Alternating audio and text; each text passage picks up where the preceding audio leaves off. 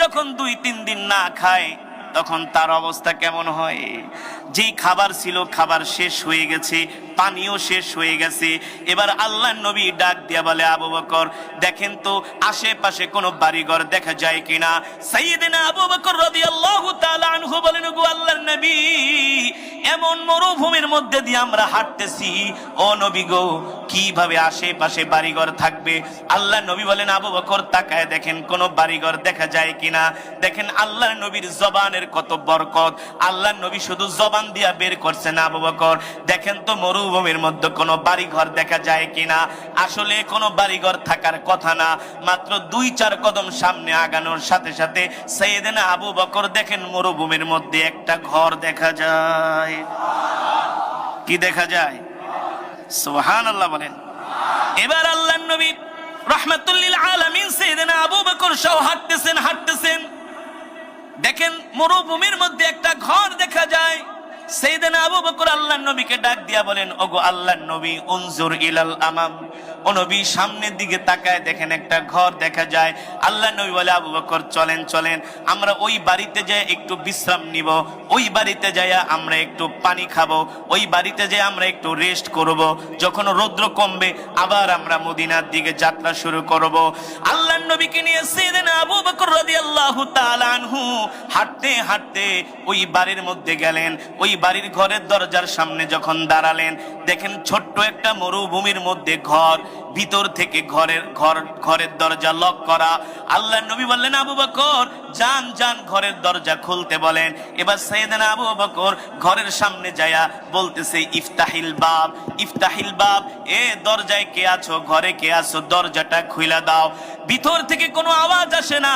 1বার 2বার 3বার বলার পরে ভিতর থেকে একজন মহিলা কণ্ঠে আওয়াজ করে বলে, এ কে তোমরা কোত্থেকে এসছো, ঘরের দরজা খুলতে বলো।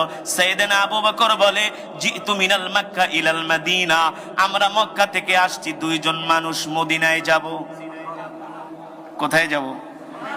আর জোরে বলেন সুবহানাল্লাহ। তো মদিনায় যাবা ভালো কথা, আমার বাড়িতে কেন আসছো? বলে, আমরা 2 জন পথিক, 3 দিন পর্যন্ত আমরা কিছু খাই না। আমরা 2 জন মুসাফির, প্রচন্ড রোদ্রে আমরা একেবারে ক্লান্ত শ্রান্ত হয়ে গেছি, পিপাসার্ত হয়ে গেছি।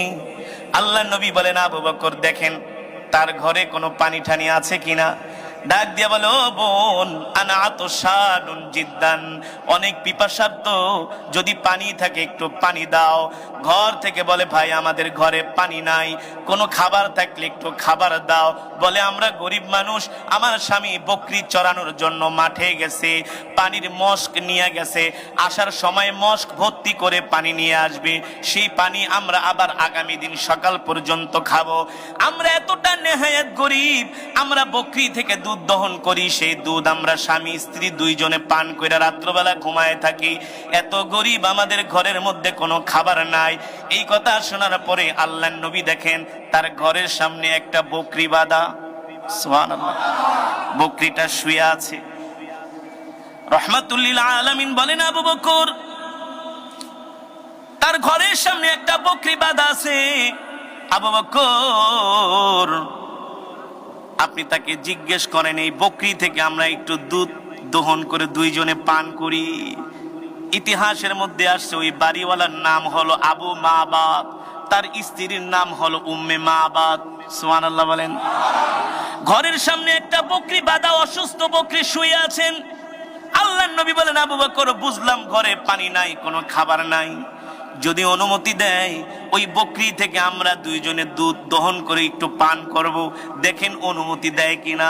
দেখেন কেমন ইনসাফের নবী, দয়ার নবী, মায়ার নবী। 3 দিন পর্যন্ত কিছু খায় না, তারপরেও বকরির সামনে আয়েশা বলতেছে, বাড়িওয়ালির কাছ থেকে অনুমতি নেন, যদি অনুমতি দেয় দুধ দহন করে 2 জনে পান করব। আর আমরা হইলে তো বললাম, আরে ঘরের মধ্যে চুপ করে বসে থাক, নাইলে পুরা বকরি জবা করে খায়া ফেলাম। ঠিক কিনা বলেন? দয়ার নবী, মায়ার নবী, রাহমাতুল লিল আলামিন। আল্লাহু আকবার। এই কারণে তো আল্লাহ বলছেন, ইন্নাকা লাআলা খুলুকিন আযীম, ও নবী আপনার চরিত্রই হলো সর্বশ্রেষ্ঠ চরিত্র, আপনি সর্বশ্রেষ্ঠ চরিত্রের উপরে প্রতিষ্ঠিত। আল্লাহু আকবার। আমার নবীর 63 বছর জিন্দেগিতে কোনোদিন আমার নবী কোনো মানুষের মনে কষ্ট দেয় নাই, কোনোদিন আমার নবীর মুখ ফসকে কোনোদিন আমার নবীর জবান থেকে একটা মিথ্যা কথাও বের হয় নাই, ঠিক কিনা বলেন? আমার নবী কোনো অমুসলিমকেও কোনোদিন কষ্ট দেয় নাই। আমার নবী রহমাতুল লিল আলামিন, বৃদ্ধ মহিলার বোঝা রহমাতুল লিল আলামিন নিজের কাঁধে বহন করেছেন। সেই নবীর উম্মত আমরা। আল্লাহু আকবার।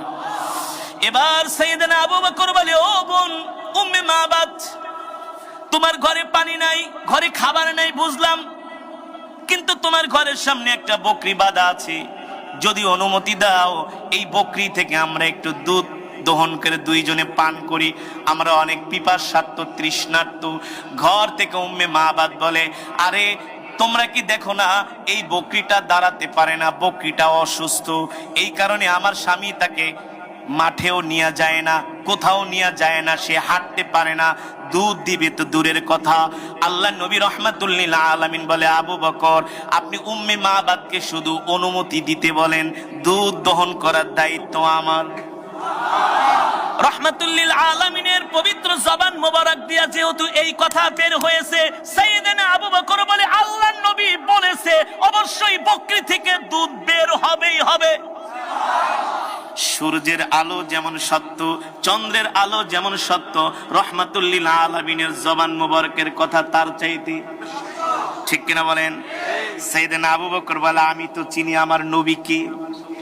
ঘরের মহিলা তো আর জানে না তার বাড়িতে কে আসছে, তার বাড়িতে আসছে দো জাহানের বাদশা রহমাতুল লিল আলামিন। আল্লাহু আকবার। এবার সাইয়েদনা আবু বকর বলে, বোন আপনি শুধু অনুমতি দেন, আমরা দুইজন এই বকরি থেকে দুধ দহন করব। উম্মে মাবাদ বলে, দুধ বের হবে না, অসুস্থ বকরি। আল্লাহর নবী বলে, আরেকবার অনুমতি নেন, রাজি হয় না, বলে অসুস্থ বকরি। তিনবার যখন আবার আবু বকর জিজ্ঞেস করলে, বোন অনুমতি দেন, এই বকরি থেকে দুধ দহন করার দায়িত্ব আমাদের। এবার উম্মে মাবাদ রাগ করে ঘরের দরজাটা একটু ফাঁকা কইরা তাকায়, বলে এতবার না করতেছি, শুধু বারবার তোমরা আমাকে ডিস্টার্ব করো, বলতেছি অসুস্থ বকরি দুধ দেয় না, এত বারবার কথা বলো কেন? তিনবারের সময় উম্মে মাবাদ ঘরের দরজাটা একটু ফাঁক করে বাহিরে তাকালেন, দেখেন তার বাড়ির উঠানে এমন একজন যুবক দাঁড়িয়ে আছে।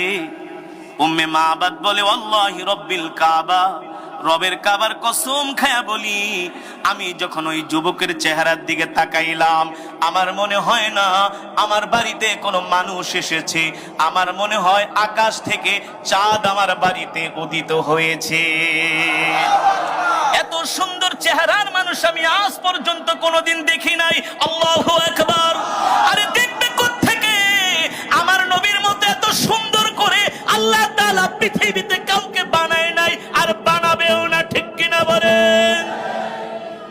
ইউসুফ আলাইহিস সালাম ছিলেন অনেক সুন্দর, অনেক সুন্দর। পয়গম্বর ইউসুফ আলাইহিস সালাম যখন আমরা মিশরে পড়াশোনা করতাম, মাঝে মাঝে কায়রোতে যেতাম ঘুরতে, নীল নদের পাশে ঘুরতে যেতাম মাঝে মাঝে। মিশরীদের এক একটা সব একের জিনিস। 1000 মিশরী যদি এক জায়গায় থাকে আর 200 বাঙালি যদি একসাথে এক জায়গায় থাকে, 1000 মিশরীদেরকে চিনা যাবে যে ওরা মিশরী। এত সুন্দর মিশরীরা, সবচেয়ে সুন্দর পৃথিবীতে। তাদের কণ্ঠ সুন্দর, সুবহানাল্লাহ। কোরআন নাজিল হয়েছে মক্কায় আর তেলাওয়াত করেছে মিশরীরা। যত বড় বড় ইমামুল কুরআ, শাইখুল কুরআ সব মিশরে। কোথায়? সব মিশরে।